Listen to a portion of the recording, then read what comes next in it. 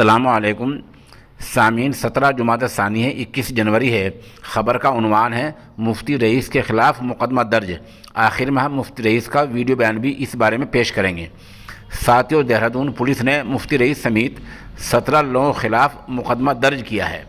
आपको पता ही है कि मुफ्ती रईस और उनके कई साथियों ने 17 दिन पहले इंसाफ के लिए हुक्काम से मुलाकात की थी और मांग ये की थी कि पैगंबर इस्लाम हज़रत मोहम्मद सल्लल्लाहु अलैहि वसल्लम के ख़िलाफ़ यति नरसिंहानंद गिरी और दूसरे लोगों ने जो इश्तियाल अंगेज़ी की है, भड़काऊ भाषण दिए हैं, उनको गिरफ़्तार किया जाए।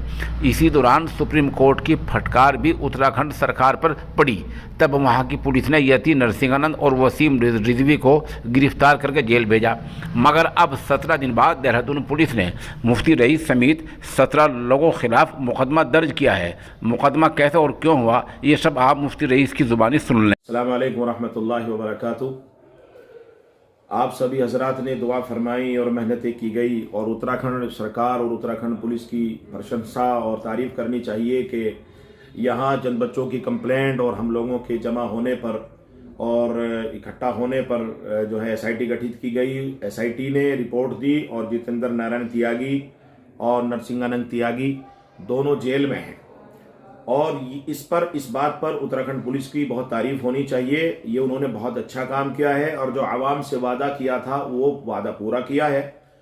मगर साथ ही साथ प्रबुद्धानंद ने उत्तराखंड सीएम को बड़ा बुरा भला कहा है, जो बहुत जो है निंदा के काबिल है। ऐसा नहीं करना चाहिए। क्या अगर वो मुख्यमंत्री सिर्फ जो है गैर मुस्लिमों के हैं, बल्कि वो मुसलमानों के भी हैं।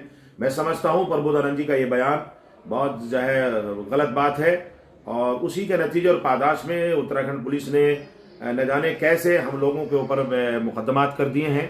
और जबकि हमने कोई ऐसी बात नहीं की है और ना ही कोई भड़काऊ बयान दिया है। और जो भी उसमें जो एफआईआर में एप्लीकेशन देने वाले ने लगाए हैं वो बिल्कुल सिरे से मैं खारिज करता हूं और वो बिल्कुल गलत हैं, निराधार हैं। मैं समझता हूं कि उत्तराखंड पुलिस को इस पर गौर करना चाहिए और हम लोगों पर मुकदमा बनता ही नहीं। हमने किसी हिंदू भाई का कोई नाम लिया ही नहीं। हम तो वहाँ कुर्बानी के लिए जमा हुए थे, हम तो वहाँ शांति के लिए जमा हुए थे। पुलिस ने बड़ी शांति से हमारा प्रदर्शन देखा, एहतजाज देखा और फिर उस पर हमारी तारीफ भी की और वो बड़ी शांति से ख़त्म हुआ।